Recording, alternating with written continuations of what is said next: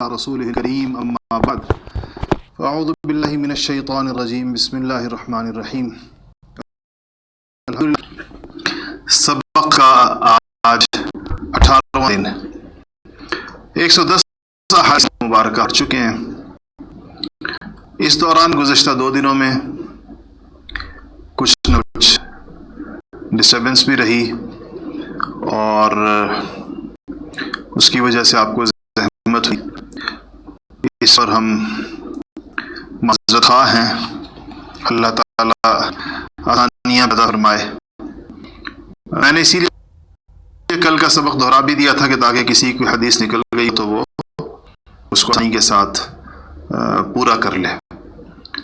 اور وہ لنک بھی کافی دیر تک یوٹیوب پہ رہا تاکہ آپ اس کو دوبارہ بھی سن سکیں. انشاءاللہ امید ہے کہ یہ وقتی ایک جو تعطل سا آیا تھا وہ اب نہیں آئے گا. اللہ تعالیٰ آسانیاں رکھے. آپ لوگ اس دوران جیسا میں نے عرض کیا کہ ذکر ضرور کیا کریں اور دعا ضرور کیا کریں کہ اللہ تعالیٰ اس مواصلاتی رابطے کو قائم دائم رکھے.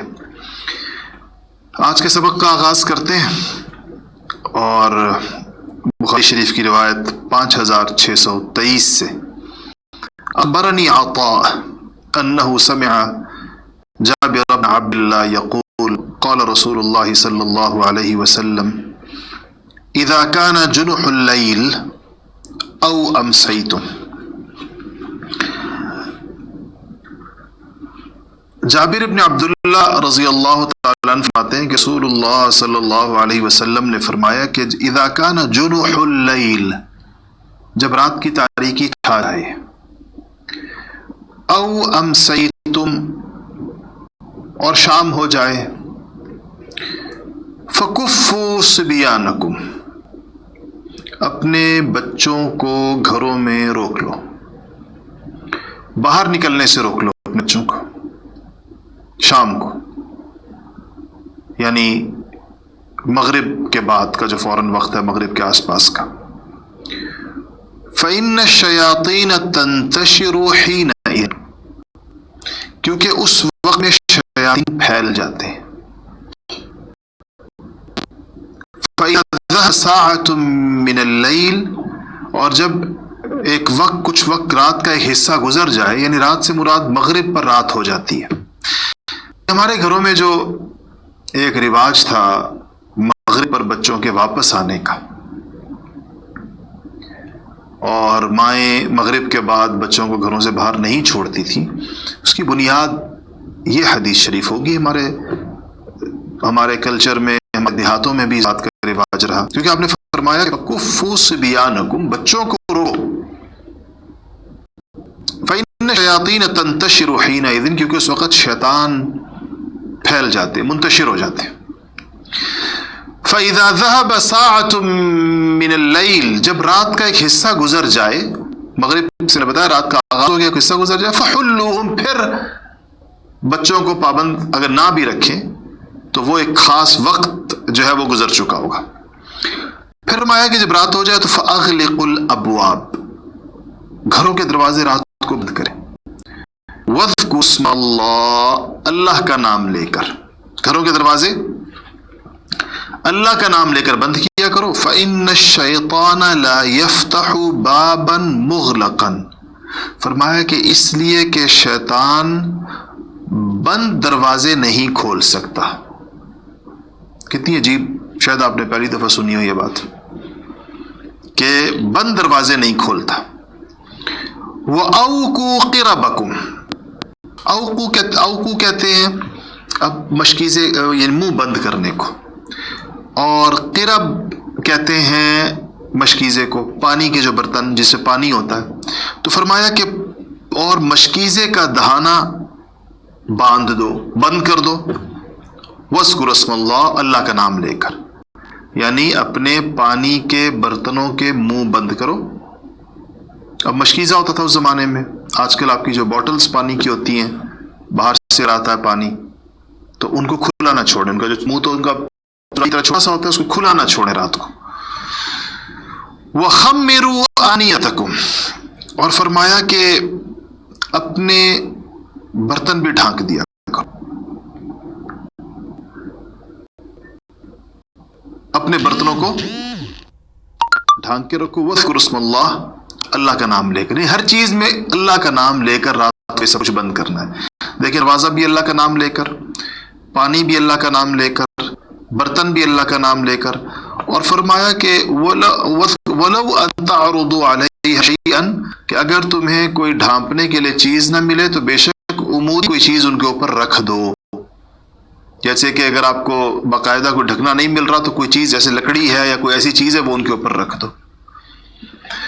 وَأَطْفِئُوا مَصَابِيحَكُمْ، اور اپنی روشنیاں بجھا دو.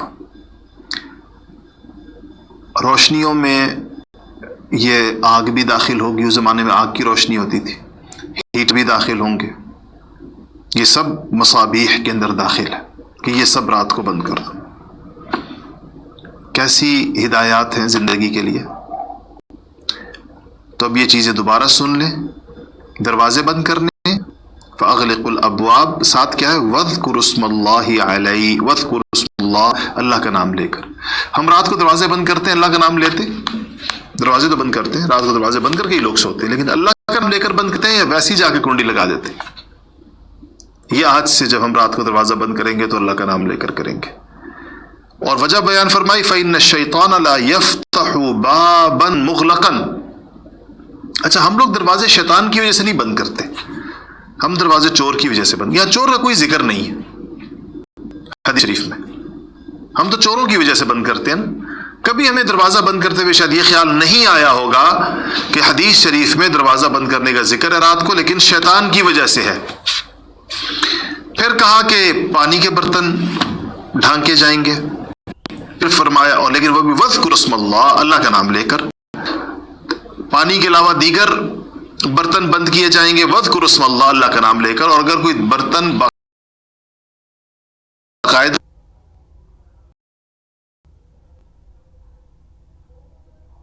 ڈھانکنے کی چیز ملے تو ویسے ان کے اوپر کوئی چیز رکھ دی جائے، منہ کھلا نہ ہو ان کا. اور روشنیاں، چراغ، آگ، ہیٹر بند کیے جائیں گے. وَأَطْفِئُوا الْمَصَابِيحَ وَأَطْفِئُوا مَصَابِيحَكُمْ. مصابیح مصباح کی جمع ہے، مصباح ویسے چراغ کو کہتے ہیں، چراغ آگ ہوتی تھی اس زمانے میں. آگ کی قبیل سے جتنی بھی چیزیں ہیں وہ ساری بند کی جائیں گی. یہ نبی کریم صلی اللہ علیہ وسلم کی ہدایات ہیں ہماری عافیت کے لیے، ہماری سلامتی کے لیے، ہمارے فائدے کے لیے.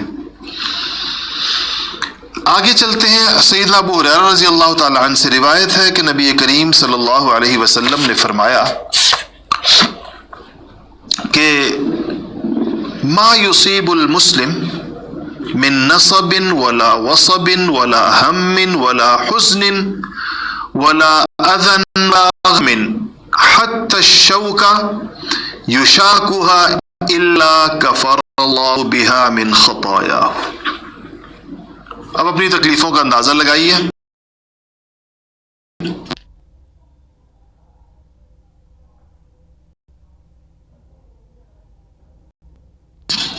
اور اس سے اندازہ لگائیں کہ کتنی چیزیں ایسی ہیں جو اللہ جل شانہ نے ہمارے لیے اس میں کیا کس قسم کی خیر رکھی ہے.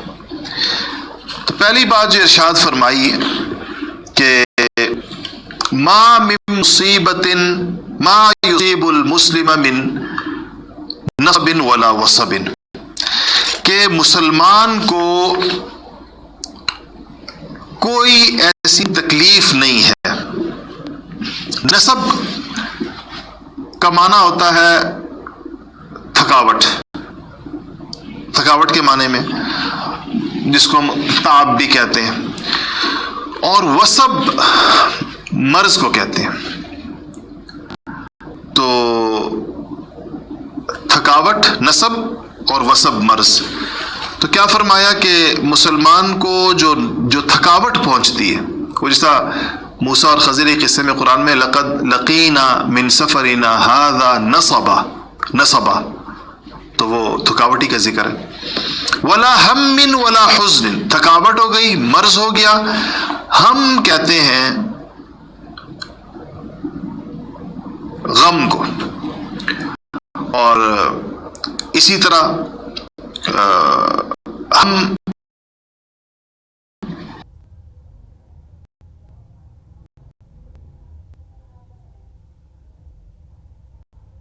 اس پریشانی یا معاملے میں جو انسان کو آنے والے وقتوں میں کسی چیز کا جب احساس ہوتا ہے، کوئی آنے والے وقت کے جو فکر اور جو پریشانی لاحق ہوتی ہے اس کو کہتے ہیں.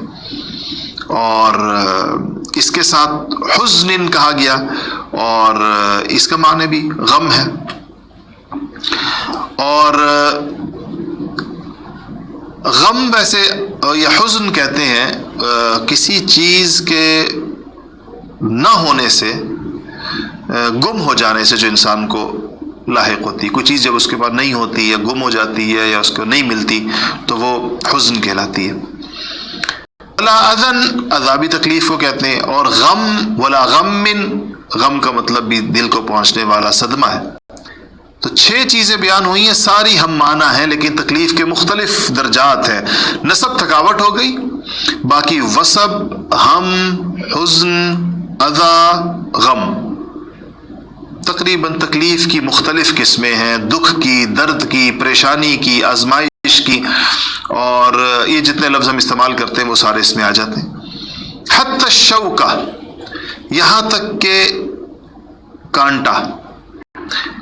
یشاکوہا، اگر کسی کو کانٹا بھی کوئی چبھ گیا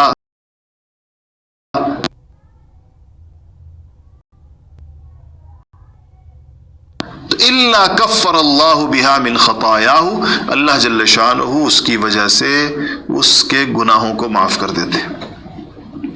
اللہ جل شانہ گناہوں کو معاف کر دیتے.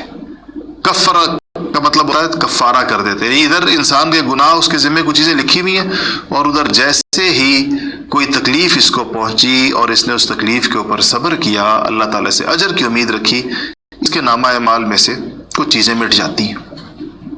کتنی تسلی کی چیز ہے. اچھا جی، تیسری روایت ہے، اور یہ آپ صلی اللہ علیہ وسلم نے مومن کو تسلی ایک اور انداز میں دی ہے اس میں، اور اس کی حالت کو بیان کیا. عن ابی ہریرہ رضی اللہ عنہ قال قال رسول اللہ صلی اللہ علیہ وسلم مثل المؤمن کمثل الخامة من الزرع. رسول اللہ صلی اللہ علیہ وسلم نے فرمایا کہ مومن کی مثال کھیتی کے پودوں کی طرح ہے. کھیت میں آپ نے دیکھیں درخت لگے ہوئے ہیں، کھیت میں جو پودے لگے ہوئے ہیں گندم کے یا مکئی کے یا کسی اور چیز کے، تو مومن کی مثال کھیتی کے پودوں کی طرح ہے. زرع کھیتی کہتے ہیں اور خامہ پودوں کہتے ہیں. من حیث اتتها الریح کفأتها، جس طرف سے بھی ہوا آتی ہے ان کو جھکا دیتی ہے.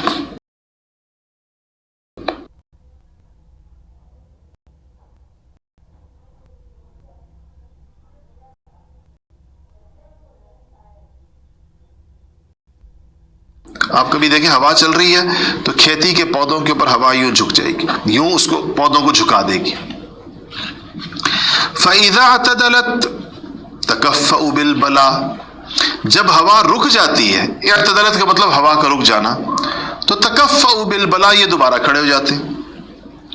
یعنی ہوا نے ان کو گرایا اور جب ختم گئی تو تکفؤ بالبلا یہ دوبارہ کھڑے ہو گئے. یہ مثال دی مومنی کی. مطلب کیا ہے کہ مومن پر پریشانیاں آتی ہیں، ہوا سے مت پریشانی، دکھ آتے ہیں، تکلیفیں آتی ہیں، بیماریاں آتی ہیں، اور وہ بیماری اس کو گرا بھی دیتی ہیں، بعض اوقات گرا دیتی ہیں، لیکن جب وہ چلی جاتی ہیں دوبارہ نئے عزم اور حوصلے کے ساتھ کھڑا ہو جاتا ہے. یعنی اس بات کی طرف اشارہ ہے کہ ایمان کا اور اخلاص کا، تقوی کا مطلب یہ نہیں ہے کہ اس انسان پر کوئی پریشانی نہیں آئے گی، یہ نہیں مطلب. تو پھر فرمایا کہ والفاجر کالارضۃ الصماء معتدلہ، کہ فاجر کی مثال کیسی ہے؟ جیسے صنوبر کے درخت کی طرح جو ٹھوس اور سیدھا کھڑا رہتا ہے. یعنی اللہ تعالیٰ بعض فاجروں کو دنیا میں کوئی تکلیف ہی نہیں دیتا، صنوبر کی درخت کی طرح کھڑا ہوا ہے، جھکنے والی کوئی بات آئی نہیں اس کے اندر. اور پھر کیا ہوا؟ اور کھڑا رہا، وہ کھڑا رہتا ہے. وَهُوَ يُوعَكُ وَالْفَاجِرُ كَالْأَرْزَةِ الصَّمَّاءِ مُعْتَدِلَةٍ حَتَّى يَقْسِمَهَا اللَّهُ إِذَا شَاءَ. کہا کہ پھر جب اس کو اللہ تعالیٰ اس پر جب آتی ہے چیز تو اللہ اس کو جڑ سے اکھاڑ کے پھینک دیتا ہے، ایک ہی دفعہ میں اکھیڑ کر پھینک دیتا ہے. کیا مطلب اس بات کا؟ یہ غالب کی بات ہو رہی ہوتی ہے حدیث میں اکثر لوگ. یہ اس کا مطلب نہیں کہ کسی مسلمان پر عافیت کے دن نہیں، ساری زندگی عافیت سے نہیں گزرے گی اور پھر بھی تکلیف نہیں آئے گی، ایسا نہیں. ایک عمومی بات ہو رہی ہے.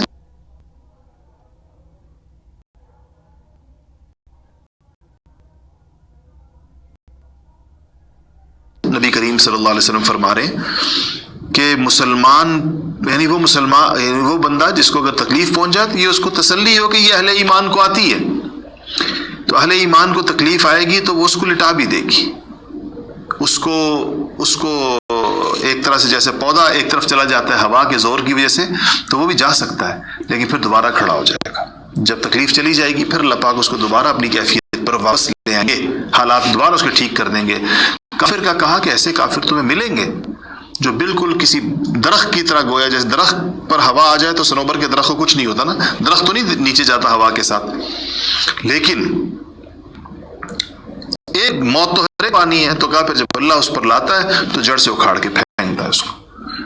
یہ میں نے کہا کہ اکثریت پر یہ قاعدہ ہوتا ہے، استثناء دونوں جگہ ہوگا. ایک مومن بھی ہوگا جس پہ کوئی تکلیف نہیں ہوگی اور ایک کافر ہوگا شدید تکلیفوں میں بھی ہو سکتا ہے. تو یہ اس حدیث شریف کا مطلب یہ نہیں کہ ہر مومن اور ہر کافر کی یہی نوعیت ہوگی.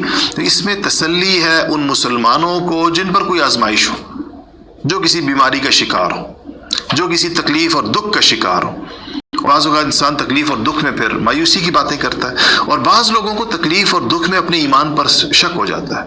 پوچھتے رہتے ہیں کہ یہ ہم اتنے دکھی، ہم پر اتنی تکلیفیں ہیں، ہم پر اتنی آزمائشیں ہیں، کیا ہم اللہ تعالیٰ، کیا ہمارا ایمان نہیں ہے، یا اللہ تعالیٰ نے ہمارا ایمان قبول نہیں کیا، یا اللہ جل شانہ نے ہمیں اس قدر اس طرح سے کیوں رکھا ہوا ہے. یہ لوگوں میں مایوسی پیدا ہوتی ہے اور اس مایوسی کی وجہ سے اپنے ایمان پر شک پیدا ہونا شروع ہو جاتا ہے. یہ حدیث شریف ان کو تسلی دے رہی ہے. آگے چلتے ہیں. چوتھی روایت، چوتھی حدیث شریف کیا ہے؟ اچھا جی، یہ حضرت عبداللہ رضی اللہ تعالی عنہ سے روایت ہے. عبداللہ سے مراد حضرت عبداللہ ابن مسعود رضی اللہ تعالی عنہ. عن عبداللہ اتیت النبی صلی اللہ علیہ وسلم فی مرضہ. فرماتے ہیں کہ میں نبی کریم صلی اللہ علیہ وسلم کے پاس آیا ان کے مرض کی حالت میں، بیماری کی حالت. وَهُوَ يُوعَكُ وَعْكًا شَدِيدًا. کہا کہ آپ صلی اللہ علیہ وسلم تیز بخار میں مبتلا تھے، تیز بخار آپ کو ہو رہا تھا. تو وَقُلْتُ، کہتے میں نے کہا کہ إِنَّكَ لَتَوْعَكُ وَعْكًا شَدِيدًا، یا رسول اللہ آپ کو تو بہت تیز بخار ہے. قلت، آپ نے فرمایا کہ ان ذاک، قال ان ذاک، نہیں وہ فرماتے ہیں کہ میں نے ان سے کہا کہ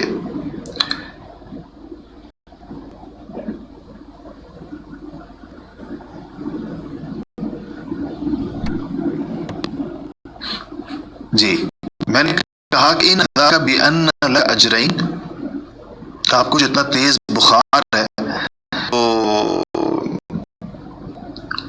اس میں ایک ہاں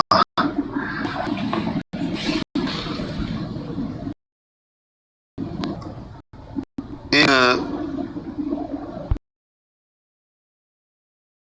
روایت کے الفاظ میں کچھ چیز کی مجھے کمی نظر آ رہی ہے، کیونکہ یہاں پر وَهُوَ يُوعَكُ وَعْكًا شَدِيدًا، آپ کو تیز بخار ہے. تو آپ صلی اللہ علیہ وسلم نے فرمایا کہ مجھے ادھر درمیان میں ایک لفظ ہے جو مجھے یاد آتی بات کہ آپ نے فرمایا کہ ہاں مجھے اتنا تیز بخار ہے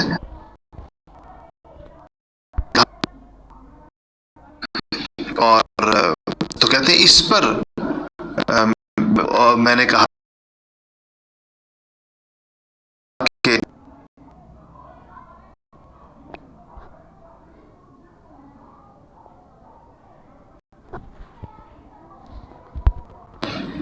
ان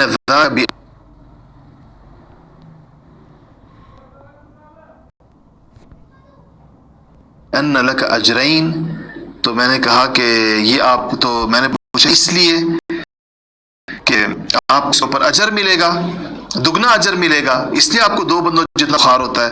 تو آپ صلی اللہ علیہ وسلم نے فرمایا کہ اجل ہاں، ما من مسلم یصیبہ اذن الا حاط اللہ عنہ خطایاہ کما تحاط ورق الشجر.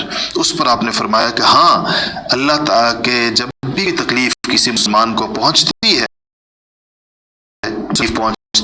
تعالیٰ اس کے ذریعے سے اس کے گناہوں کو اس طرح جھاڑ دیتا ہے جس طرح درخت کے پتے جھڑتے ہیں.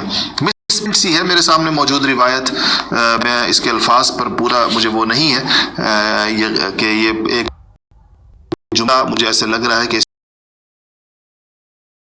اس میں سے کوئی بھی عمل ہے یا نہیں ہے. بہرحال جو مجھے یاد ہے جس حد تک، میں کل اس کو دوبارہ دیکھ لوں گا، کچھ واضح نہیں ہے کہ یہاں کا الفاظ کیوں پورے نہیں لگ رہے، کیونکہ یہ میں آیا وہ یہاں تک تو بات ٹھیک ہے. اور اس کے بعد آپ نے فرمایا کہ درمیان میں جو ایک بات مسنگ لگ رہی ہے، جو میری عبارت میں نہیں ہے، وہ یہ کہ جب آپ نے کہا کہ آپ کو بہت تیز بخار ہے، تو نبی کریم صلی اللہ علیہ وسلم نے فرمایا تھا کہ ہاں، مجھے اتنا تیز بخار ہے کہ جو تم میں سے 2 بندوں کو جیسے ہوتا ہے. اس پر حضرت عبداللہ ابن مسعود نے فرمایا کہ ان ذاک بان لک اجرین، کہ اس وجہ سے کہ تاکہ آپ کو پھر 2 بندوں کا اجر ملے. آپ نے کہا اجل، قال اجل ما من مسلم یصیبہ اذن الا حاط اللہ عنہ خطایاہ. تو آپ نے اس کے اوپر یہ ارشاد فرمایا کہ ہاں، اس وجہ سے کہ تاکہ، اور اللہ تعالیٰ کہا کہ ہاں، مجھے دوہرا اجر اس لیے ملے گا کیونکہ اللہ جل شانہ جو ہے وہ جب کسی پر کوئی چیز لاتے ہیں، کوئی تکلیف لاتے ہیں، تو اس کے ذریعے اس کے گناہوں کو اللہ تعالیٰ اس طرح جھاڑ دیتے ہیں جس طرح درخت کے پتے جھڑتے ہیں. حاطہ کا مطلب ہوتا ہے جھاڑ دینا. اللہ جھاڑ دیتے ہیں اس سے اس کی خطائیں، کما تحاط ورق الشجر، جیسے کہ اللہ جل شانہ درخت کے پتوں کو جھاڑ دیتے. یہ روایت اس طریقے کے ساتھ ہے، اور یہ اس بات کی طرف ہے کہ اشارہ ہے کہ وہی کہ تکلیف جو ہے، جو انسان اللہ جل شانہ کی طرف سے آئی ہوئی بیماری کو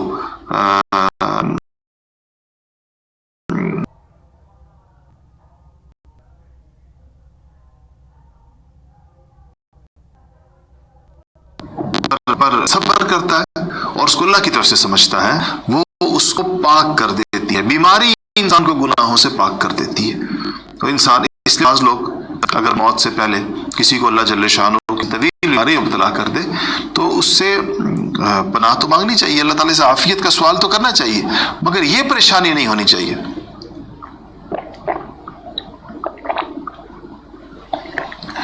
کہ یہ کیوں ہے؟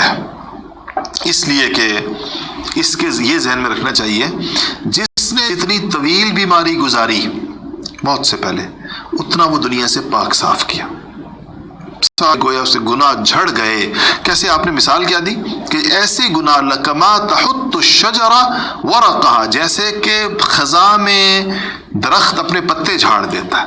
اب بتائیں کہ جب خزاں میں درخت کے پتے جھڑتے ہیں، کیا کوئی پتا باقی رہتا ہے؟ جن درختوں کے پتے جھڑنے ہوتے ہیں ٹنڈ منڈ ہو جاتے ہیں درخت مکمل طور پر، کوئی پتا باقی نہیں رہتا. تو ایسے ہی ان کا معاملہ بھی ہوتا ہے. جی 5ویں روایت،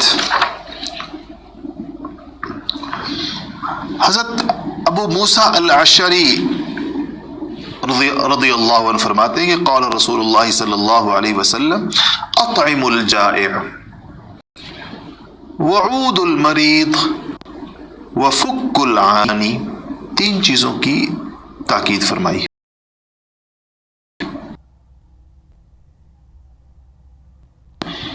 اطعموا کا مطلب ہوتا ہے کھانا کھلاؤ. کس کو کھلاؤ؟ الجائع، بھوکے کو. جوع بھوک کو کہتے ہیں، جائع بھوکے کو کہتے ہیں. بھوکے کو کھانا کھلاؤ، وعود المریض، اور مریض کی عیادت کرو، اور کیا کرو، وفک العانی، اور تمہارے قیدی، مسلمانوں کے قیدی کسی دوسرے کے پاس پکڑے جائیں اور وہ ان کے بدلے پیسوں کا مطالبہ کر رہے ہوں تو ان کو چھڑاؤ۔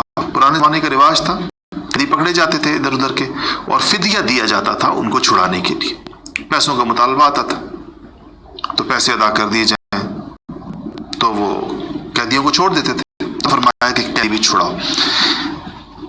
بھوکے کو کھانا کھلانا، یہ تو جس کو کہنا چاہیے کہ ہر کسی کی سمجھ میں یا دنیا کے تمام مذاہب میں اس کی کوئی اصل اس بات کی موجود ہے، ہر مذہب اس کی تلقین کرتا ہے۔ یہ ایک ایسی اخلاقی قسم کی تعلیمات ہیں کہ زمینی آسمانی تمام مذاہب میں اچھا سمجھا جاتا ہے کسی بھوکے کو، اور واقعی اگر کسی انسان کو بھوکا انسان مل جائے، واقعی بھوکے تک اس کی رسائی ہو جائے تو یہ بہت بڑی اس کی سعادت ہے۔ دوسری بات ارشاد فرمائی کہ مریض کی عیادت کرو۔ یہ عیادت مریض جو ہے نا، یہ خاص طور پر اس میں اسلامی تعلیمات بہت زیادہ ہیں۔ حضرت علی رضی اللہ تعالیٰ عنہ روایت کرتے ہیں، نبی کریم صلی اللہ علیہ وسلم نے فرمایا، ترمذی شریف کی روایت ہے کہ میں نے، حضرت علی فرماتے ہیں، میں نے رسول اللہ صلی اللہ علیہ وسلم سے سنا کہ جو مسلمان دوسرے مسلمان کی صبح کو عیادت کرتا ہے اس کے لیے 70,000 فرشتے دعائیں شروع کر دیتے ہیں یہاں تک کہ شام ہو جاتی ہے۔ شام تک 70,000 فرشتہ اس مسلمان کے لیے دعا کر رہا ہوتا ہے جسے صبح کسی کی عیادت کی، اور فرمایا کہ اگر یہ شام کی عیادت کرتا ہے، توبہ پرسی کرتا ہے، بیمار کو جا کر بیمار سے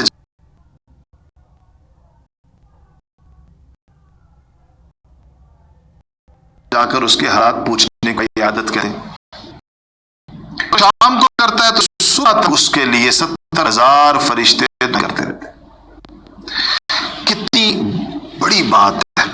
آپ صبح ایک مریض کے پاس چلے گئے، شام تک 70,000 فرشتے مسلسل دعاؤں میں لگے ہوئے، شام کو چلے گئے، صبح تک 70,000 فرشتے دعاؤں میں لگے ہوئے، اور فرمایا کہ اس کے لیے جنت میں ایک باغ ہوگا، یعنی ایک مریض کی عیادت ایک باغ ملے گا جنت میں۔ یقین کریں کہ اگر ہمیں ان چیزوں کے ثواب پر یقین آ جائے، ہم تو شاید ہسپتالوں میں چلے جایا کریں گے روز۔ عیادت میں وقت کتنا تھا، عیادت کے آداب ہے، عیادت میں تو ویسے ہی وقت کم لگانا چاہیے۔ اچھا میں کچھ عیادت کے آداب عرض کر دوں، عیادت کیسے کرنی چاہیے۔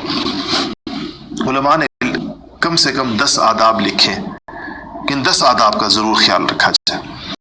ایک یہ ہے کہ جب آپ جائیں دروازہ کھٹکھٹائیں تو ویسے بھی آداب ہے، مریض کے لیے بھی ہے، تو اجازت لے کر گھر میں جائیں، چاہے دروازہ گھر کا کھلا ہو اور آپ کی اس گھر میں بہت بے تکلفی ہو، کسی گھر میں دندناتے ہوئے نہیں جانا چاہیے، چاہے آپ کا اس گھر میں پردہ ہے یا نہیں ہے۔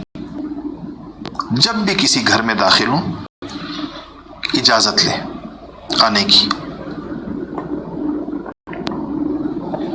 حتیٰ کہ خود گھر کے افراد بھی جب گھر میں جائیں تو ذرا پاؤں باہر رکھے جائیں، تاکہ اگر گھر میں کوئی بندہ اپنی پوزیشن ٹھیک کرنا چاہتا ہے تو اس کو مہلت دے، ایک دم جا کر کسی کے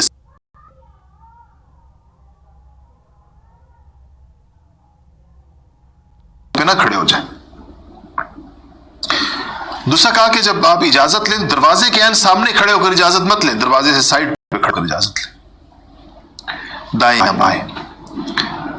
دروازہ آہستہ کھٹکھٹائیں، خاص طور پر مریض کے گھر کا۔ آج کل تو کھٹکھٹانے کے رواج کم ہے، گھنٹیاں لگی، بعض لوگ تو گھنٹی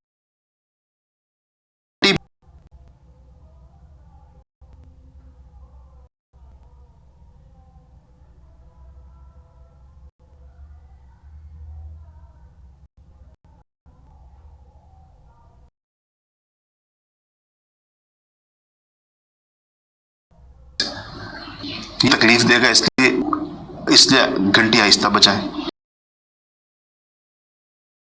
اندر سے آواز ہے کہ آپ کون ہیں، تو اپنا ایسا تعارف کرائیں جس میں بڑی وضاحت ہو۔ تو آپ دیکھا ہوگا بعض لوگوں سے پوچھیں کون ہے، میں، اب سمجھ نہیں آتا اگلے کو میں کون ہے، کوئی کہے گا بس فاروق، شکور، اب مجھے پتہ نہیں چل رہا کہ فاروق کون ہے، تو صرف بتائیں اپنے بارے میں، میرا نام یہ اور اس وقت کیا آیا ہوں، میں فلانے صاحب کا دوست ہوں، میرا نام یہ ہے، میں فلانی جگہ سے آیا ہوں، وہاں سے بات بتائیں۔ اس میں کوئی ابہام نہ، یہ بڑی ضروری چیز ہے، یہ لوگ فونوں پر کرتے ہیں ایسے، یعنی آپ سوچیں نا کہ لوگ ہمیں فون کریں، جی آپ کو بول رہے ہیں، میں عبدالقدوس، اب عبدالقدوس آ کر وہ فارغ ہو گئے، ہمارے دماغ 500 قسم کے عبدالقدوس گھوم رہے ہوتے ہیں، یہ کون سا عبدالقدوس ہوگا خدا جانے، فلانا ہوگا فلانا ہوگا فلانا ہوگا فلانا ہوگا، اس کے عبدالقدوس وہ جی لاہور سے، اب لاہور کے جو 25 عبدالقدوس ہیں ان میں سے سمجھ میں نہیں آتا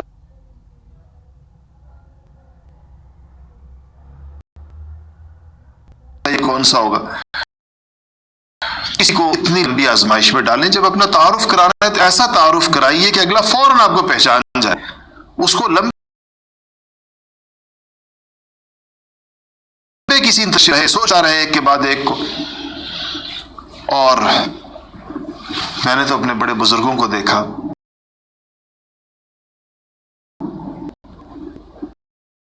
اپنا اور جگہ کا نام بعض اوقات مجھے کئی دفعہ حضرت شیخ الاسلام مفتی محمد تقی عثمانی صاحب دامت برکاتہم نے فون کیا، تو جیسے ہی میرے پاس تو حضرت کا نمبر محفوظ تھا، میں فوراً سمجھ گیا حضرت کی کال ہے، پھر بھی میں نے جیسے ہی اٹھا کر سلام کیا تو کہا کہ السلام علیکم، میں محمد تقی عثمانی بول رہا ہوں دارالعلوم کراچی سے۔ میں نے کہا جی حضرت میں نے آپ کو پہچان لیا، میرے پاس نمبر محفوظ ہے، لیکن یہ حدیث پر یہ حضرات عمل کرتے کہ ایسا نہ ہو کہ میں کوئی ایسا لفظ کہوں صرف نام لوں تو اس کو شک پڑے، اس کا نمبر محفوظ نہ ہو، اس کو شک پڑے کہاں والا تھا، پورا فوراً ایک جملے میں پورا بتا دیں گے، اتنے بڑے حضرات۔ میں جی بول رہا ہوں، اب اگلے پر چھوڑ دیں، آپ اپنے حافظے کا بھی امتحان لیں، آپ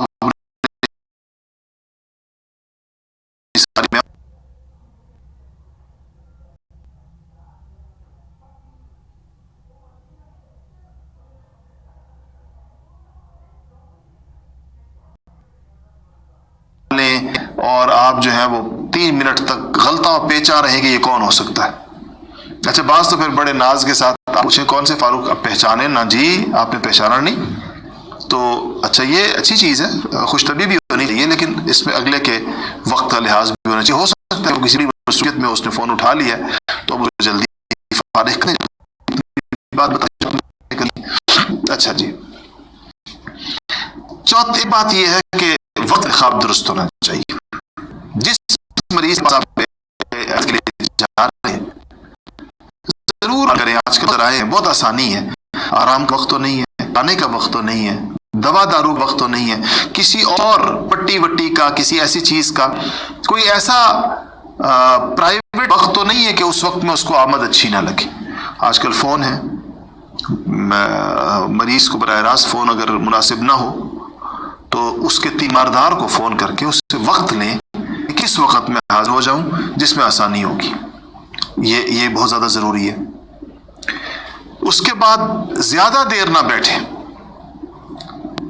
حدیث شریف میں آتا کہ جب گائے دوہی جا رہی ہو، یہ مثال تو شاید آج کل سب ان لوگوں کو سمجھ میں آئے گی جنہوں نے جانور پالے، گائے دوہ رہے ہوتے ہیں جانور تو وہ یا بکری، تو جب اس کا دودھ دوہتے ہوئے نا بیچ وہ تھوڑی دیر کے لیے اپنا دودھ روک لیتی ہے، اس میں اس کے دھن کو ہلا کر، لوگ آپ نے دیکھا گوالے وغیرہ دیکھے ہوں تو اس پہ پانی کا چھینٹا مار کے پھر دوہنا شروع کر دیتے ہیں، تو یہ تھوڑی دیر کے لیے گائے یا بکری اپنا دودھ روکتی ہے، وہ چند لمحے ہو رہا ہے تجریب میں آتا ہے بس اتنی دیر کے لیے جاؤ۔ یہ وہ بندہ یہ حکم ہے جس کے بیٹھنے سے مریض کو کوئی زیادہ تسلی یعنی اسرار نہ ہو گیا۔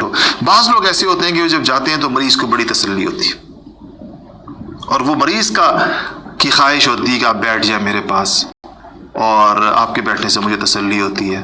خاص طور پر جو علماء مشائخ کسی کے پاس جاتے ہیں اللہ والے، تو دیکھا ہے کہ وہ مریض بہت چاہتا ہے کہ یہ کچھ دیر میرے پاس بیٹھیں، جب تک یہ بیٹھے رہیں گے تو مریض کا دل بندھا رہتا ہے، ہاں ایسے ان کو بیٹھنا چاہیے۔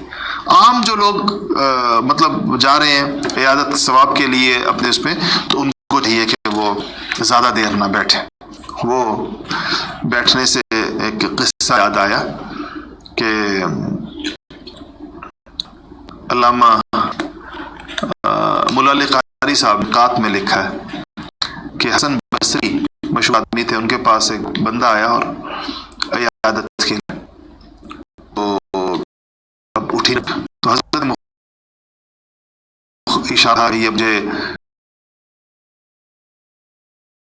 اپنے تو گئی آپ اٹھ جائیے، تو حضرت نے پھر دیکھیں حسن بصری کا باز اور پھر جانے کا آج کل ایک یہ بھی مسئلہ ہے، وہ کہنے لگا ہاں بالکل یہ بہت بڑا مسئلہ ہے، آج کل لوگ ایسے کرتے ہیں اور پھر خود نہیں اٹھ رہا۔ تو اس کے بعد وہ کہنے لگا کہ حضرت اگر آپ کہیں تو میں یہ کنڈی لگا دوں دروازے کی، تو انہوں نے کہا کہ ہاں لگا دو لیکن باہر سے لگا دو۔ مطلب یہ تھا کہ اب باہر تشریف لے جا کر کنڈی لگا، اب وہ اندر سے کنڈی لگانے کے چکر میں بھی تھا، تو کہا اندر سے نہیں باہر سے لگا دو۔ اسی طرح کہتے ہیں ایک اور بزرگ کے بارے میں کہ بزرگ تھے، کوئی عادت کے لیے گیا ان کے پاس تو کافی دیر بیٹھا رہا، اٹھنے کا نام نہ لے، بزرگ سے کہنے لگا کہ جی اگر آپ کوئی ہمیں نصیحت فرما دیں، تو انہوں نے کہا کہ ہاں نصیحت یہ ہے کہ جب کسی مریض کی عیادت کرو تو اس کے پاس زیادہ دیر مت بیٹھو۔ تو یہ ان لوگوں کے لیے جو مریض کی تسلی کا اتنا زیادہ سامان نہ ہو، جو تسلی کے سامان ہو بیٹھ سکتے ہیں۔ مریض کی عیادت کے وقت اس کے جسم کو ٹٹولے مت بہت زیادہ، بہت سے لوگ پسند نہیں کرتے اس بات کو، اس کا کوئی حصہ جسم کا سوجا ہوا ہے، کہیں پر زخم ہے، کہیں پر کوئی اثر ہے، بہت اس کے جسم کو ٹٹولے مت، اور اس کو یہ کہیں بھی نہ کہ یہ کیا ہوا ہوا، یہ کیا ہوا ہوا، فلانا فلانا، بس نگاہ نیچی رکھے، بہت زیادہ باز پرس نہ کریں، اس سے مریض اکتا جاتا ہے، کیونکہ آپ ابھی باز پرس پوری تفتیش کر کے آپ اٹھیں گے، پھر کوئی اور آ جائے گا تو تفتیشی افسر سوال شروع کر دیں، دن میں 20 بندے آئیں گے، ہر بندہ آ کر اگر باز پرس کرے گا تو آپ سوچیں گے تو دماغ خراب ہو جائے گا، اس لیے بس آپ گئے تسلی دینے، اس کو راحت پہنچائیں، تو اس لیے بات کر شفقت اور ہمدرد کا جا کر اظہار کیا جائے، اس کے ساتھ اخلاص کے ساتھ اس کے لیے دعا کی جائے۔ کون سی دعا کی جائے؟ جو حدیث شریف میں بہت زیادہ آتا ہے، اس دعا کو خوب یاد رکھیں۔ حضور اکرم صلی اللہ علیہ وسلم یہ دعا جو ہے 7 مرتبہ پڑھتے تھے اس کے اوپر، دعا ہے اسأل اللہ العظیم رب العرش العظیم ان یشفیک، اس دعا کو 7 دفعہ پڑھیں مریض کے اوپر، اور اس حوصلہ دیں، خوفناک باتیں نہ کریں۔ بعض لوگ مریض کے پاس جا کر وہ آپ کو کیا ہوا، یہ ہو گیا، او اس بیماری سے تو ابھی پچھلے دنوں فلانا فوت ہوا، اس بیماری سے تو ہمارے گاؤں میں 6 بندے فوت ہو چکے ہیں، اب یہ تو تسلی نہ ہوئی نا۔ تو اس لیے یہ جو ہے ان چیزوں کا عیادت میں لحاظ رکھا جائے۔ اور تیسری بات یہ تھی کہ اسیروں کو، کافروں کے پاس جو مسلمان قید ہو جائیں اور وہ ان کے اگر پیسے مانگے تو جس طرح مسلمان خیر کے مصارف میں خرچ کرتے ہیں، اس کو بھی خیر کا ایک مصرف سمجھے اور اس میں بھی خرچ کریں۔ 6ٹھی روایت، یہ بھی ایک واقعہ ہے، سیدنا ابن عباس رضی اللہ تعالیٰ عنہ، عطا ابن ابی رباح فرماتے ہیں کہ حضرت ابن عباس نے مجھے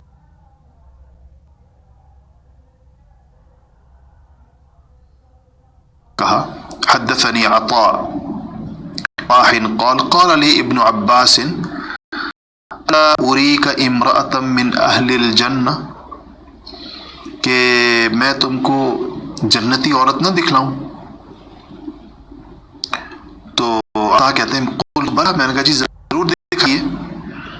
قال هذه السوداء، انہوں نے کہا کہ یہ جو سیاہ فام عورت نظر آ رہی ہے، سودا کالی کو کہتے ہیں، سیاہ فام، اتت النبی، کہتے ہیں حضور کے پاس ایک دفعہ پاس کی، یہ جو سیاہ فام خاتون نظر آ رہی ہیں حبشن، اتت النبی اسرع، کہا یہ حضور اکرم صلی اللہ علیہ وسلم کی خدمت میں حاضر ہوئی انہوں نے سنا مجھے مرغی کا دورہ پڑتا ہے، مرغی دورہ اس میں انسان زمین پہ گر جاتا ہے اور اس کو پتہ ہی نہیں چلتا اور وہ تڑپ رہا ہوتا ہے. وَإِنِّي أَتَكْشَفُ، سے میرا سر کھل جاتا ہے، میں بے پردہ ہو جاتی ہوں اس کی وجہ سے، کیونکہ مجھے تو اپنا پتہ نہیں چلا اس کے اندر. فَادْعُ اللَّهَ لِي، یا رسول اللہ میرے لیے اللہ سے دعا کریں کہ اللہ مجھے شفا عطا فرما دے. قال، حضور اکرم صلی اللہ علیہ وسلم نے فرمایا کہ ان شئتی صبر، کہ اگر تم چاہو تو صبر تو تمہیں جنت مل جائے گی. یعنی اس بیماری پر صبر کرو، مجھے شفا کی دعا نہ کرواؤ تو جنت ہے تمہیں کی. اور کہا کہ اور اگر تو چاہے تو میں دعا کرتا ہوں اللہ عافیت عطا فرما دے، تندرستی عطا فرما دے. فقالت اصبر، اس صاحب ایمان خاتون نے کہا رسول اللہ میں پھر صبر کرتی ہوں. پہلے کہا تھا نا اگر صبر کرتی ہے دعا کا مجھ سے نہیں کہو تو جنت ہے، اور کہتی ہو تو دعا کر دیتا ہوں، اور تم پھر بھی کہتی ہو اللہ تعالیٰ تمہیں شفا دے دے، تندرستی دے. تو اسے اصبر یا رسول اللہ کہنے لگی، فقالت اصبر یا رسول اللہ میں صبر کرتی ہوں. ایک بات اتنی ہے، قال انی اتکشف، یا رسول اللہ میں پردہ میرا کھل جاتا ہے. فادع اللہ اللہ تکشف، بس اتنی دعا کر دیجئے کہ بیماری بے شک نہیں، اس پر جنت مل جائے، میرا پردہ کرے. کیسی صاحب ایمان خاتون، کہا کہ بے شک بیماری کی پردے کی دعا کر رہی ہوں، میرا پردہ نہ کھلے. تو فدعا لہا، حضور اکرم صلی اللہ علیہ وسلم نے پردے کی دعا کی اس کے لیے. تو حضرت ابن عباس نے عطا ابن ابی رباح جو ان کے مشہور شاگرد ہیں ان کو کہا کہ یہ وہ عورت ہے جس کو حضور اکرم صلی اللہ علیہ وسلم نے جس بات پر جنت کی بشارت دی اس نے قبول کر لی، اور یہ بالیقین جنتی ہے. اس لیے انہوں نے کہا، کیا الفاظ کیا شروع میں آئے، الا اریک امرأۃ من اہل الجنہ، تمہیں جنت کی ایک عورت دکھاؤں، جنتی عورت دکھاؤں. پھر کہا یہ وہ جو سیاہ فام خاتون ہے، یہ جو حبشن ہے، یہ وہ جنت کی عورت ہے جس کے حضور اکرم صلی اللہ علیہ وسلم کے ساتھ یہ گفتگو ہوئی تھی. اس سے کیا پتہ چلتا ہے کہ بیماری پر صبر سیدھی جنت ہے. ظاہر بات ہے یہ چیزیں صرف کسی ایک فرد کے لیے تو نہیں، نبی کریم صلی اللہ علیہ وسلم تو یہ جو چیزیں محفوظ رکھی گئی ہیں تو یہ اسی لیے رکھی گئی ہیں کہ اس سے جو ہے انسان کو آنے والے لوگوں کے لیے بھی اس میں جو ہے وہ اجر انسان کو معلوم ہو. اچھا ایک چیز سے اور یہ پتہ چلی کہ ایک عزیمت ہے ایک رخصت ہے. آپ نے دونوں اختیار اس کو دیے تھے. عزیمت یہ تھی کہ صبر کر لو جنت ہے، رخصت یہ تھی کہ اگر تم کہتی ہے تو میں دعا کر دیتا، نبی کی دعائیں قبول ہوتی تھیں، تمہیں اللہ پاک شفا بھی تندرستی دے دیں گے، یہ رخصت ہے، اس کی بھی اجازت تھی. تو جو اپنے اندر عزیمت کی طاقت پاتا ہو وہ تو عزیمت کا رستہ اختیار کرے، صبر کا رستہ اختیار کرے، اور جو کمزور ہو ہمارے جیسا وہ اپنے لیے دعائیں ضرور کروائے کہ اللہ اس کو شفا، خود بھی دعا کرے.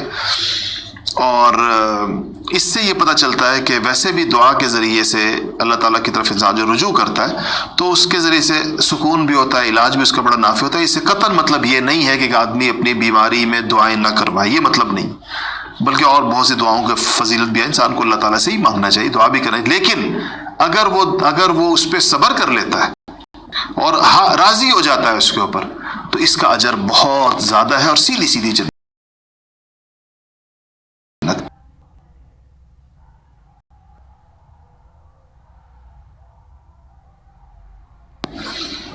اچھا جی، آج یہ احادیث اسی نوعیت کی ساری میں نے جمع کی ہیں اس تاکہ ایک ایمان پر چلے.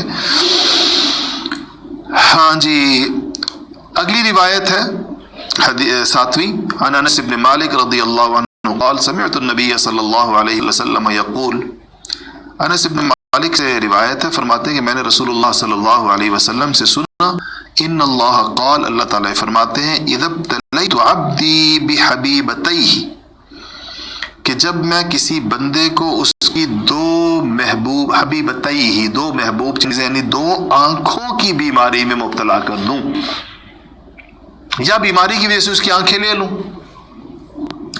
فصبر، اور وہ اس پہ صبر کر لے، آنکھوں کی وجہ سے آزمائش میں اگر مبتلا کر دوں اور وہ اس کے اوپر صبر کر لے، عوضتہ منہما الجنہ، ان دونوں آنکھوں کے بدلے میں اس کو جنت دیتا ہوں، جنت عطا کرتا ہوں دونوں آنکھوں کے بدلے، جس کی میں آنکھیں لے لوں، چاہے یہ آنکھیں پیدائشی طور پر نہ ہوں اور چاہے یہ آنکھیں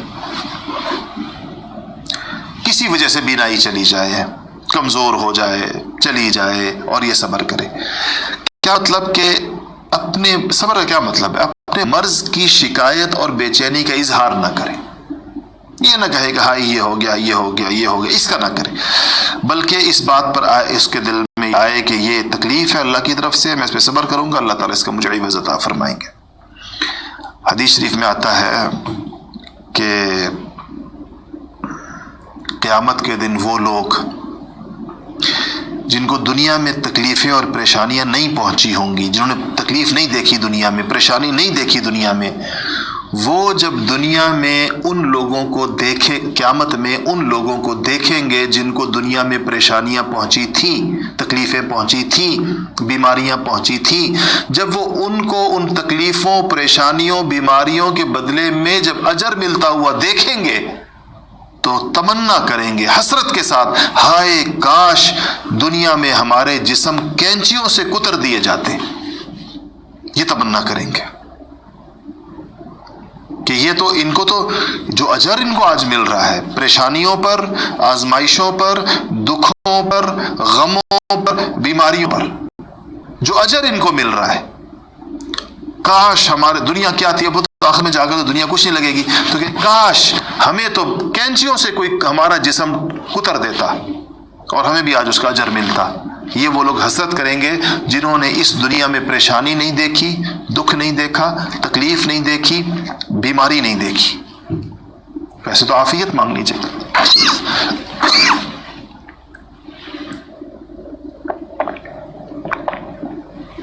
ہم کمزور ہیں، ہم لوگ اللہ تعالیٰ سے بیماری نہیں مانگ سکتے، اس کا تحمل ہی نہیں کر سکتے، ہمیں تو عافیت مانگنی چاہیے، لیکن جس پر ہے وہ یہ ان کی تسلی کی بات ہے۔ حضرت صحابہ میں تو بڑے ہمت والے تھے نا، ایک صحابی رضی اللہ عنہ نے تو باقاعدہ بیماری کا سوال کیا تھا اور حضور نے فرمایا تھا عافیت مانگو یا رسول اللہ، میں ایک ہلکے سے بخار کا تحمل کر سکتا ہوں۔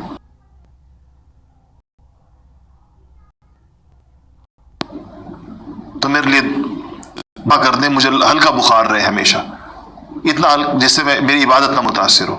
ان کو ساری عمر بخار رہا، وہ مضبوط لوگ تھے، ہم نہیں کر سکتے۔ کبھی تمنا نہ کیجیے گا، ہمیشہ اللہم انی اسألک العفو والعافیہ، عافیت مانگے، عافیت، سلامتی مانگے اللہ۔ ہم کمزور ہیں، ہم قدرت کے ساتھ پہلوانی نہیں کر سکتے، ہمیں تو اللہ تعالیٰ بس اسی صحت کے ساتھ ہی جنت میں لے جائے، اللہ تعالیٰ ہمیں تو اسی عافیت کے ساتھ جنت میں لے جائے۔ لیکن صحابہ تو مضبوط لوگ تھے، وہ جب کسی چیز کے فضائل سنتے تھے تو مچل جاتے تھے کہ اس پر ضرور عمل ہو جائے۔ اچھا جی، آگے آ جائیں، اور یہ حدیث ہے بچوں کی عیادت کی بات، بیماری کی عیادت کی چل رہی ہے، تو یہ نبی کریم صلی اللہ علیہ وسلم کے ایک نواسے کی وفات کا واقعہ ہے، اور وہ نواسہ ہے حضرت زینب رضی اللہ عنہ، جو آپ کی سب سے بڑی بیٹی تھی، یہ ان کے صاحبزادے کی وفات کا واقعہ ہے۔ اچھا، کیسے کیا کہا گیا، یہ اس کی روایت کون ہے؟ عن اسامہ ابن زید، اسامہ ابن زید یہ واقعہ بیان کرتے ہیں۔ اسامہ حضور کے بڑے پیارے تھے، اور یہ وہ تھے جو حضرت زید کے بیٹے تھے، اور ان کو صحابہ حب النبی کہتے تھے، حضور کے محبوب۔ تو حضرت اسامہ بن زید کہتے ہیں کہ ان ابنۃ للنبی ارسلت الیہ وہو مع النبی وسعد وابی، کہتے ہیں کہ نبی کریم صلی اللہ علیہ وسلم کی ایک صاحبزادی نے حضور اکرم صلی اللہ علیہ وسلم کے پاس ایک پیغام بھیجا، اور اپنا کہتے ہیں کہ میں بھی ان کے ساتھ تھا، اور ابی تھے اور سعد تھے، تحسب ان ابنتی قد حضرت فاشهدنا فارسل الیها السلام.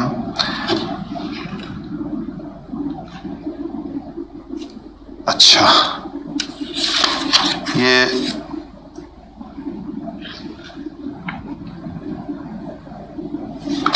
جی تو انہوں نے کہا کہ ان ابنتی قد حضرت، حضرت زینب کا پیغام یہ آیا کہ میری بیٹی مرنے کے قریب ہے. اچھا بعض روایات میں بیٹا آتا ہے اور اکثر روایت میں بیٹا آتا ہے، تو یہ ابنتی یا ابنی، زیادہ حضرات ابنی کے قائل ہیں. تو کہا کہ تحسب ان ابنتی قد حضرت، قد حضرت کا مطلب ہوتا ہے کہ موت اس کے قریب آ گئی ہے. فاشهدنا، اس لیے اگر آپ ہمارے پاس تشریف لیں آئیں، حضور سے کہا، بیٹی نے باپ سے کہا. تو فارسل الیہ السلام، حضور اکرم صلی اللہ علیہ وسلم نے سلام کہلا بھیجا حضرت زینب کو، اور فرمایا کہ ان اللہ ما اخذ وما اعطى وكل شيء عنده مسمى فلتحتسب ولتصبر. یعنی اللہ کی، ان اللہ ما اخذ وما اعطى، اللہ کی مرضی ہے، جو چاہے لے لے اور جو چاہے دے دے. وَكُلُّ شَيْءٍ عِندَهُ مُسَمَّى، اور ہر چیز کا اللہ کے ہاں وقت مقرر ہے. فَلْتَحْتَسِبْ وَلْتَصْبِرْ، اس لیے ثواب کی امید کرتے ہوئے انسان کو چاہیے کہ وہ صبر کرے. یہ بات ارشاد فرمائی نبی کریم صلی اللہ علیہ وسلم نے. تو فارسلت تقسم علیہ، کہا کہ انہوں نے پھر اللہ کا واسطہ دے کر دوبارہ بلایا کہ آپ نے تو پیغام بھیجا، تو انہوں نے قسم دے کر کہا کہ ضرور تشریف لائیں. تو فرماتے ہیں فقام النبی، حضور صلی اللہ علیہ وسلم کھڑے ہو گئے. وقمنا، ہم بھی کھڑے ہو گئے، حضرت اسامہ اور سعد اور ابی. تو فرفع الصبی فی حجر النبی، تو کہنے لگے کہ اس بچے کو، اب یہاں دیکھیں نا صبی کہا ہے آگے جا کر، صبی نہیں کہا، اس سے پتہ چلتا ہے کہ بچے کی بات ہو رہی تھی. تو کہا کہ تو اس بچے کو حضور اکرم فرفع، اٹھا کر لایا گیا، الصبی، بچہ، فی حجر النبی صلی اللہ علیہ وسلم، حضور کی گود میں. حضرت زینب نے بچہ بھیج دیا کہ نانا کی گود میں جا کے لٹا دو، لٹا دیا آپ کی گود میں. وَنَفْسُهُ تَقَعْقَعَ، کہتے ہیں کہ اس بچے کا جو جسم بے چینی کی وجہ سے حرکت کر رہا تھا. تو یہ کہتے ہیں آگے کہ ففاضت عین النبی، اسامہ کہتے ہیں حضور کی دونوں آنکھوں سے آنسو بہنا شروع ہو گئے. تو حضرت سعد نے کہا، یہ تین تھے نا، میں نے بتایا، سعد تھے، ابی تھے اور اسامہ تھے. فقال له سعد، کہتے ہیں سعد نے کہا ما هذا یا رسول اللہ، یا رسول اللہ آپ کی یہ کیا ہے، آپ کی تو آنکھیں بہہ رہی ہیں. ایسے لگتا ہے کہ جیسے سعد کو یوں لگا کہ حضور تو صبر کے پہاڑ ہیں، حضور سے زیادہ صبر اور حوصلہ کس کا ہے. تو حضور اپنے نواسے کی اس نزا کے عالم میں کو دیکھ کر رو رہے کہ آنکھوں سے آنسو بہ رہے. کہتے ما ھذا یا رسول اللہ، یا رسول اللہ یہ کیا ہے. تو حضور نے کیا جواب دیا، قال هذه رحمہ، آپ نے فرمایا یہ رحمت ہے اللہ تعالیٰ کی. وضعها اللہ فی قلوب من شاء من عبادی، اللہ تعالیٰ اپنے بندے کے دل میں چاہے یہ رحم ڈالے. ولا يرحم اللہ من عبادی الا الرحماء، اور اللہ تعالیٰ بھی اپنے بندوں میں سے انہی پر رحم کرتا ہے جن کے دلوں میں رحم ہوتا ہے. کیسی زبردست واقعہ ہے کہ آنکھیں بہہ گئیں، اور فرمایا کہ صحابہ کو تعجب ہوا. تو کہا کہ اللہ تعالیٰ کی رحمت، رحم ایک ہی معنی میں ہوتا ہے، رحمت بھی رحم کو ہی کہتے ہیں. اور کہا کہ یہ اللہ کی رحمت ہے، اللہ تعالیٰ اپنے بندوں میں سے جس کے دل میں چاہتے ہیں ڈالتے ہیں، اور اللہ تعالیٰ اپنے بندوں میں سے انہی پر رحم کرتے ہیں جن کے دلوں میں رحم ہوتا ہے.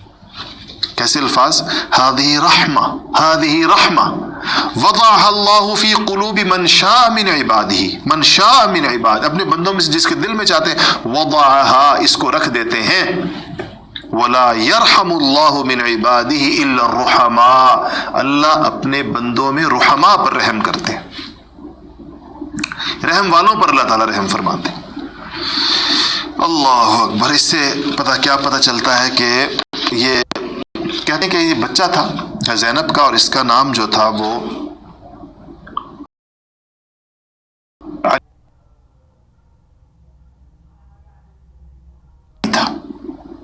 تھا زینب کے اس بچے کا۔ پھر یہ بچہ فوت ہو گیا، تو اس سے پتہ چلتا ہے کہ عیادت کرنی چاہیے، بچوں کی بھی کرنی چاہیے۔ اچھا، عیادت کے حوالے سے اس کے بعد بہت اہم ترین حدیث آ گئی، اس کو بھی ذرا سن لیجئے کیا ہے، اور اس سے میں آپ کو بات بتاتا ہوں بعد میں کیا کہا۔ یہ ہے حضرت ابن عباس رضی اللہ تعالیٰ عنہ کی روایت ہے، ہمارا نویں حدیث نمبر 5662۔ ابن عباس کہتے ہیں کہ ان رسول اللہ صلی اللہ علیہ وسلم دخل علی رجل یعودہ، کہ نبی کریم صلی اللہ علیہ وسلم ایک دیہاتی اعرابی کے پاس، میں نے کل دیہاتی اعرابیوں کے کچھ قصے اور واقعات سنا، ان کے پاس گئے، یعودہ عیادت فرما رہے تھے اس کی، تو آپ نے وہاں جا کر کہا کہ لا بأس طہور انشاءاللہ۔ یہ جملہ میں بھول گیا، عیادت کے اندر یہ بھی جا کر کہنا چاہیے، میں نے ایک دعا بتائی تھی، دوسری عیادت میں کہا کریں لا بأس طہور انشاءاللہ، لا بأس طہور انشاءاللہ۔ لا بأس کا مطلب ہے کوئی حرج نہیں، طہور انشاءاللہ کا مطلب کہ انشاءاللہ یہ مرض، طہور کہتے ہیں پاک کرنے والے کو، طہور تو کا مطلب طہور کہ انشاءاللہ یہ مرض پاک کر دینے والا ہے گناہوں سے۔ تو آپ نے جب یہ کہا تو فقال کلا بل حمى تفور على شیخ کبیر کیما تزیرہ القبور۔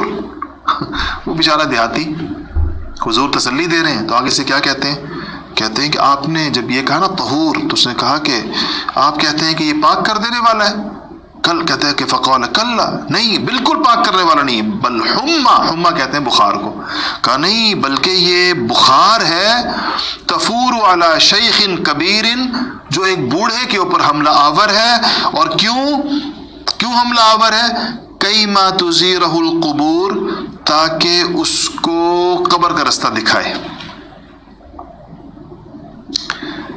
تاکہ اس کو تزیرہ القبور، تاکہ اس کو قبر کا رستہ دکھائے، قبر میں اتار دے اس کو۔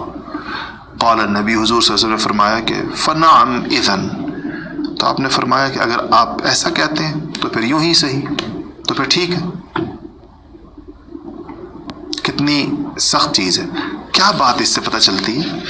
اس سے جو بات پتہ چلتی ہے وہ یہ ہے کہ مایوسی کی باتیں کرنی چاہیے کبھی بھی بیماری کے عالم میں، اور اپنی زبان کے بول کی بڑی حفاظت کرنی چاہیے۔ بعض بڑے بوڑھوں کی یہ عادت ہوتی ہے کہ ہر وقت کہتے ہیں بس ہم جا رہے ہیں، یہ باتیں زیادہ نہیں کرنی چاہیے، امید کی تسلی کی باتیں کرنی چاہیے۔ اس بوڑھے کو حضور کا طہور نہیں ہے، یہ تو ایک حملہ آور ہو گیا بوڑھے پر، اس کو قبر میں اتارنے کے لیے حملہ آور ہو گیا۔ تو آپ نے فرمایا کہ نعم اذن، ٹھیک ہے، اگر آپ ایسے کہہ رہے تھے ایسے۔ اگلے دن بوڑھے کا انتقال ہو گیا، باقی روایات کے اندر آتا ہے۔ تو اگر وہ امید کی بات کرتے اور حضور امید کی بات پر وہ کہتے انشاءاللہ کہتے، ہو سکتا ہے اللہ پاک اس کو زندگی عطا فرما دے۔ تو اس سے یہ پتہ چلتا ہے کہ مریض کو نصیحت کی بات قبول کرنی چاہیے، اور نصیحت کرنے والے کو اچھا اور مناسب جواب دینا چاہیے۔ جو نصیحت کر رہا ہے، اگر وہ آپ کو کہہ رہا ہے کہ یہ اچھی چیز ہے، اللہ تعالیٰ آپ کے ساتھ عافیت کرے، اس لیے آخری دم تک امید کا دامن تھامے رکھیں، خوب تھامے رکھیں،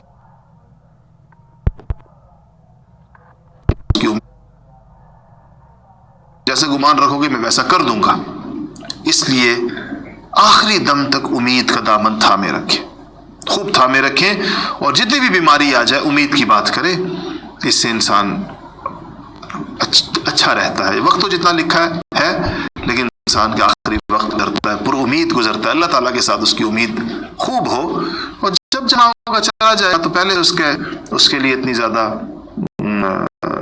اس کی باتیں کر کے انسان کا ضرورت کیا ہے، مثبت باتیں کرنی چاہیے۔ آخری روایت آج کی، اور یہ اس بات پر ہے کہ مشرک کی بھی عیادت کی جا سکتی ہے، غیر مسلم کی بھی عیادت کی جا سکتی ہے، کافر کی عیادت کی جا سکتی ہے۔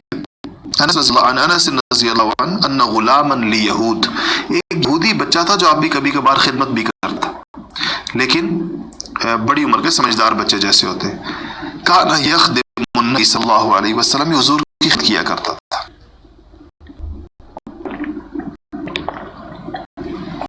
مریضہ، بیمار ہو گیا، اتاہ النبی صلی اللہ علیہ وسلم یعودہ، حضور اکرم صلی اللہ علیہ وسلم عیادت کے لیے تشریف لے۔ حدیث شریف میں آتا ہے، یہ بخاری شریف کی روایت ہے 5657، دوسری کتابوں میں آتا ہے کہ نبی کریم صلی اللہ علیہ وسلم نے اس کو کہا کہ دیکھا تو اس کی حالت آخری تھی، تو آپ نے کہا کہ بچے کلمہ پڑھ لو۔ یہاں بھی ہے فقال اسلم، حضور نے فرمایا بیٹا اسلام لے آؤ، دوسری کہا تھا کلمہ پڑھ لو۔ تو اس بیمار بچے نے اپنے باپ کی جانب دیکھا نگاہ اٹھا کر، سرہانے باپ بھی بیٹھا، باپ کو دیکھا، اس کے باپ نے کہا کہ جو یہ کہہ رہے ہیں مان لو۔ تو بچے نے پڑھا لا الہ الا اللہ محمد الرسول اللہ، اور اس کی روح پرواز فوت ہو گئی۔ نبی کریم صلی اللہ علیہ وسلم بہت خوش واپس آئے۔ بخاری کی روایت میں تو صرف اتنا ہے فقال اسلم، آپ نے کہا کہ ایمان لے آؤ، فاسلم، وہ ایمان لے آئے۔ لیکن میں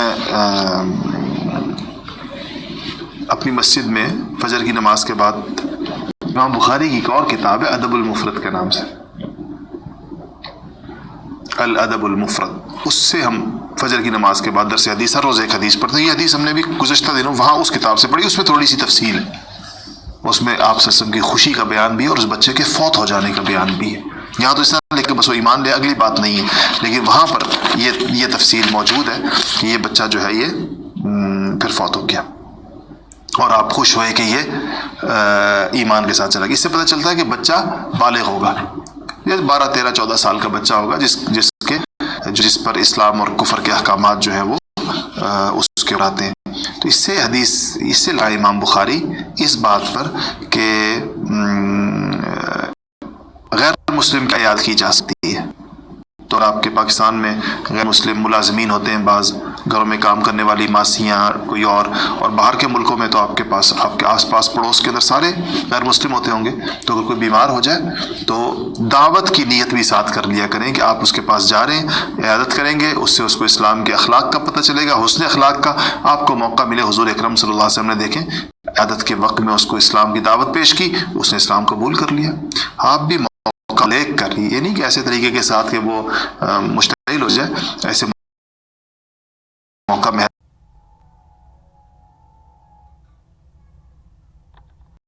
دیکھ کر اتنا اچھا آپ کا اس کے ساتھ تعلق ہو کہ اس کو آپ کے اخلاص کا یقین ہو، تو اگر آپ اسلام کی دعوت دے دیں، عین ممکن ہے کہ وہ دنیا سے جانے سے پہلے اللہ جل شانہ اس کو اسلام کی نعمت سے سرفراز فرما دے۔ اللہ جل شانہ حدیث پر عمل کی توفیق نصیب فرمائے۔ اطفال البرہان جو سیرت کا پروگرام ہے، الحمدللہ اس میں 30,000 بچے 30,000 بچے رجسٹر ہو چکے ہیں، اور 2-3 دن باقی ہیں۔ آپ لوگ اپنی محنت جاری رکھیں، اور جو ہدف ہمارا ہے 1 لاکھ بچوں والا، انشاءاللہ دعا کریں کہ اللہ تعالیٰ اس کو پورا کرے، اور یہ شاید یہ روئے زمین پر سیرت کی بچوں کی سب سے بڑی کلاس ہوگی کہ 1 لاکھ بچے دنیا کے 70-80 ملکوں سے ایک کلاس میں بیٹھ کر انشاءاللہ پڑھ رہے ہوں گے۔ اللہ تعالیٰ یہ منظر ہمیں دکھائے، اور اللہ تعالیٰ یہ ایک فضا پیدا فرمائے، اس میں آپ کی محنت کی ضرورت ہے۔ خوب دعوت چلائیے، خوب بچوں کو رجسٹر کروائیے، اور کوشش کریں رمضان سے 2-3 دن پہلے ہماری دعوت پوری ہو جائے اور ہم رجسٹریشن کو کلوز کر دیں۔ 1 لاکھ سے اوپر تو ہم نہیں جا سکیں گے، کیونکہ ہم جو اس کام پر جا رہے ہیں، جو ہمارا ارادہ جس جگہ کا ہے، وہاں اس کلاس میں میکسیمم گنجائش 1 لاکھ کی تھی۔ انشاءاللہ اللہ تعالیٰ اس کو بھی پائے تکمیل تک پہنچائے، اور آپ اس میں پوری اپنی کوشش جاری رکھیں۔ وآخر دعوانا الحمدللہ رب العالمین، الحمدللہ رب العالمین، والعاقبۃ للمتقین، والصلاة والسلام على سيد الأنبياء والمرسلين۔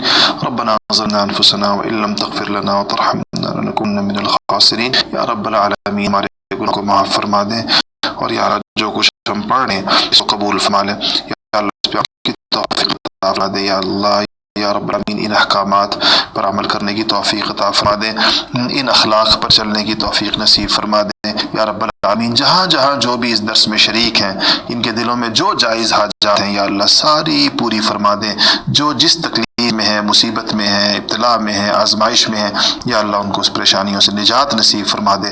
ہمارے تمام مرحومین کی مغفرت فرما دے، خصوصاً ہمارے والدین میں سے جو چل بسے ہیں، یا اللہ ان کو کروٹ کروٹ جنت نصیب فرما دے، درجات بلند فرما دے یا اللہ یا اللہ یا اللہ۔ ہمیں اپنی مرضیات پر چلنے کی توفیق نصیب فرما دیں، اس وبا سے پوری دنیا کو چھٹکارا عطا فرما دیں یا اللہ۔ شفا کی ہوائیں چلا دیں، شفا کی ہوائیں چلا دیں، ہر ایک کو شفا عطا فرما دیں۔ ہمارے بچوں کو یا اللہ دین کے لیے قبول فرما لیں، دنیا آخرت میں ان کو ہماری آنکھوں کی ٹھنڈک بنا دیں، اور یا اللہ ہر طرف سے ان کی فتنوں سے، مصیبتوں سے، ہر قسم کی بے دینیوں سے ہماری نسلوں کی اور ہماری اولادوں کی یا اللہ حفاظت فرما۔ وصلی اللہ تعالی علی خیر خلقہ محمد وآلہ واصحابہ اجمعین، آمین آمین آمین برحمتک یا ارحم الراحمین۔ جی